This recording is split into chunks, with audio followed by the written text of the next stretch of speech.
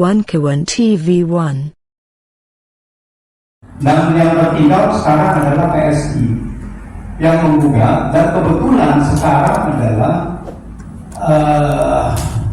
ketua umumnya adalah Kaisang, adiknya Gibran, dan kebetulan juga ketua Mahkamah Konstitusi adalah Anwar Usman, yaitu paman dari Gibran, paman dari Kaisang. Nah ini kan jadi seru. Jadi kalau ini mahkamah keluarga gitu, yang menggugat adalah keluarga, yang dimintakan untuk gugatan itu adalah keluarga, dan yang memutuskan ketuanya yaitu adalah keluarga. Nah ini sangat seru. Nah, lalu apakah PSI ada legal standing? PSI itu tidak ada legal standing karena PSI tidak bisa mencalonkan presiden atau wakil presiden karena tidak memenuhi threshold pada 2019 kemarin. Jadi dia bukan tidak di parlemen, sehingga PSI tidak ada legal standing untuk memintakan ini batas membuka batas usia ini. Lalu karena tidak ada legal standing, harusnya Mahkamah Konstitusi tidak boleh menyidangkan, tidak boleh menerima gugatan itu. Karena kalau dia menerima gugatan itu, maka ada 100 orang yang tidak mempunyai legal standing, maka bisa menggugat. Negaranya kan chaos. Nah, itu pertama.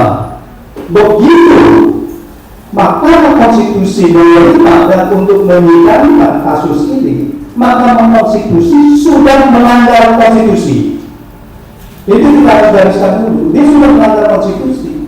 Karena pelanggaran konstitusi itu namanya di pasal 100 Undang-Undang Pemilu itu salah satu definisi pengkhianatan negara yaitu adalah pelanggaran konstitusi. Makanya di sini dicantumkan juga apakah ini pengkhianat konstitusi, apakah MK pengkhianat konstitusi. Kata itu tidak boleh menyidangkan. Terus yang kedua, kalau dia menyidangkan, dia sudah menjadi pengkhianat. Lalu keputusannya apa? Keputusannya tidak bisa diteruskan karena ini adalah open legal policy. Seperti tadi hakim konstitusi menasehati, kenapa 30 tahun, kenapa 35 tahun? Karena dianggap ini melanggar hak asasi manusia, setiap warga negara mempunyai kesempatan yang sama. Lalu 20 tahun juga bisa dong. Yang 18 tahun juga bisa, sudah cukup umur dari KTP.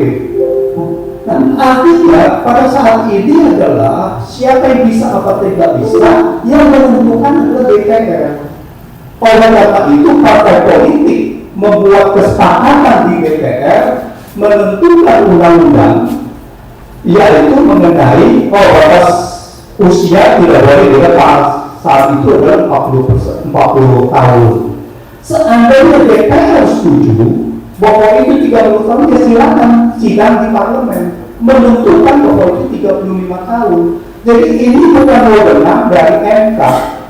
Kalau MK menyidangkan ini lalu boleh menentukan 35 tahun, artinya MK menjadi double pengkhianat karena merampas hak konstitusional DPR, hak menentukan undang-undang DPR.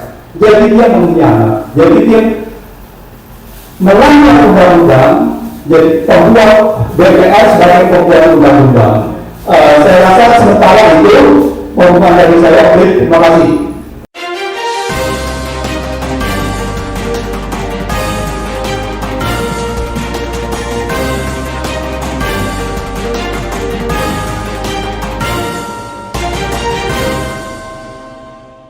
One TV1.